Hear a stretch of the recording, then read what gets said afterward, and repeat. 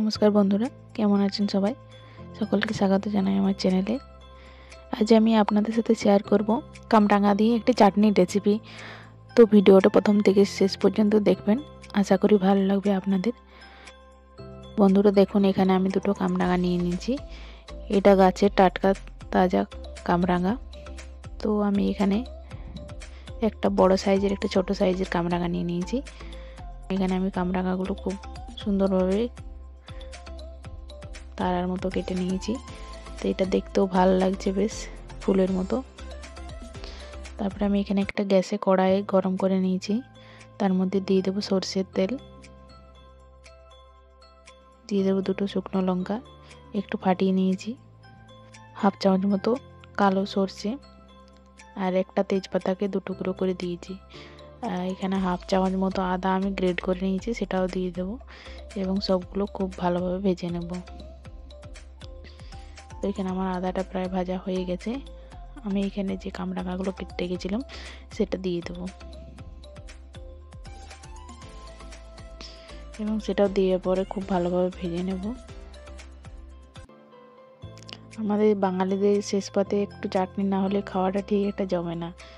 তাই যে কোনো অনুষ্ঠানে বলুন বা বাড়িতেই বলুন, একটু চাটনি না হলে খাওয়াটা কেমন যেন অসম্পূর্ণ রয়ে যায়, এরকম মনে হয়। তো বন্ধুরা দেখুন, এখানে আমার কামরাঙাটা প্রায় ভাজা হয়ে গেছে, একটু সবুজ রঙটা চলে গেছে, একটু হলুদ হলুদ হয়ে গেছে। তারপরে আমি এখানে দিয়ে দেবো পরিমাণ মতো লবণ, একটু ঝালের জন্য এবং কালার আনার জন্য এখানে লঙ্কার গুঁড়ো। তারপরে আবারও খুব ভালোভাবে ভেজে নেব।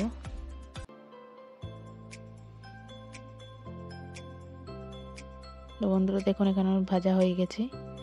এখানে আমি এক বাটি পরিমাণ জল দিয়ে দেবো, যাতে কামরাঙাটা খুব ভালোভাবে সেদ্ধ হয়ে যায়।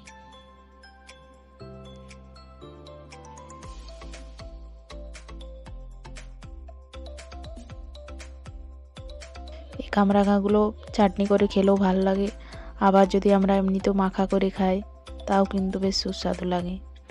তারপরে এখানে দেখুন আমার জলটা প্রায় শুকনো হয়ে গেছে। এখানে আমি প্রায় 4 চামচ মতো চিনি ব্যবহার করেছি। আপনারা যে যেমন মিষ্টি খেতে চান সেই হিসাবে চিনিটা দেবেন। দেখুন এখানে চিনিটা দেওয়ার পর আমি কোনো রকম জল ব্যবহার করব না। চিনিটা গলে গিয়ে বেশ একটা আঠালো চিটচিট ভাব আসবে, এতেই চাটনিটা রেডি হয়ে যাবে। তো বন্ধুরা দেখুন, এখানে আমার প্রায় চাটনিটা রেডি হয়ে গেছে। এটা গরম গরম ভাতের সাথে শেষ পাতে যে কোনো অনুষ্ঠানে বলুন খেতে কিন্তু অসাধারণ লাগে।